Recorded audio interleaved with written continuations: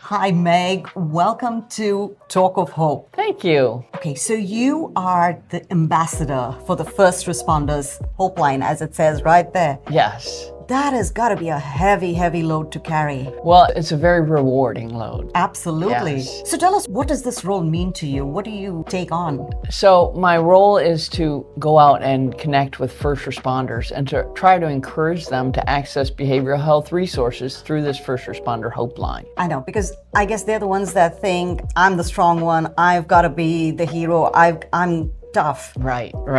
What do you say to them if you were like sitting across from one of them and they were struggling? How would you convince them to even use the Hope Line? So number one, they're struggling because it's normal. This is a normal reaction to some of the abnormal things that they're experiencing in their career.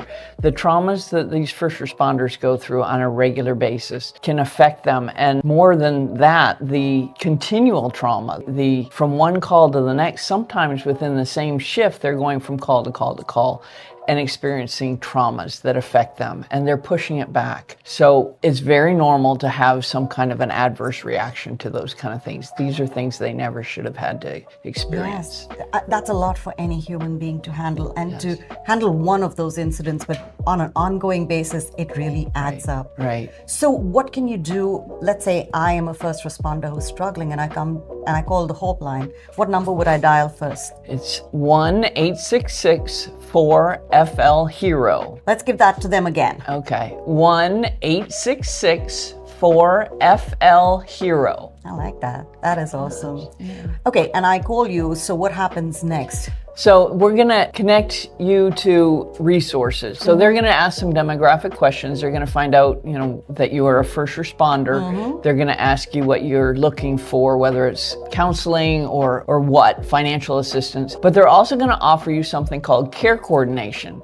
And that care coordination is going to get you in contact with a former first responder.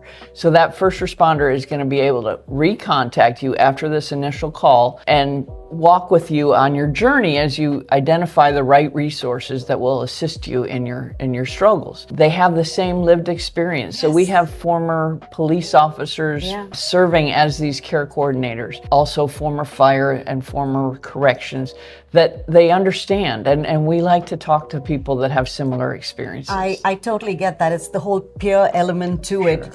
You're not just giving me some textbook solution. You've actually lived it. You've walked it. Exactly. Now, you have some fairly intense history before coming to the center. Tell us about that. I started as a police officer in 1988 at the USF Police Department, and I served there for 33 years. And I retired. Thank you for your service. Thank you. I retired in 2021 as the Assistant Chief of the USF Police Department. Ooh, I'm standing with awesomeness here.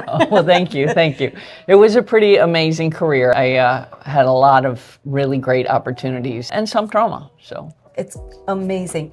So this series is called Talk of Hope. What does that word hope mean to you? So I have seen so many first responders in my career that struggled, and some died by suicide. Even at the USF Police Department, we had an officer who was medically retired due to an injury on campus, and within 6 months died by suicide.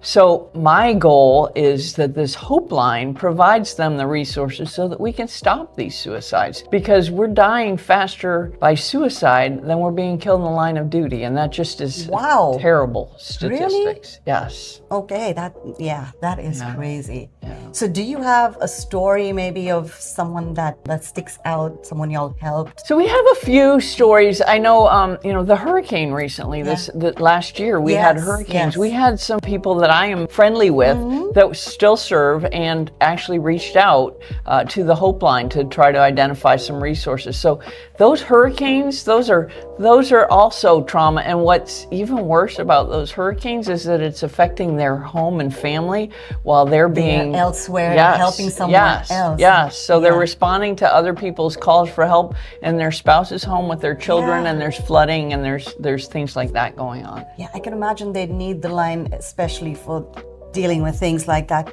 Well, thank you so much for all the wonderful work you do. Thank you so much. And yes, please help me spread the message that there is hope, that the First Responder Hope Line is available 24/7 for all our first responders and their families. Thank you, Meg. Thank you.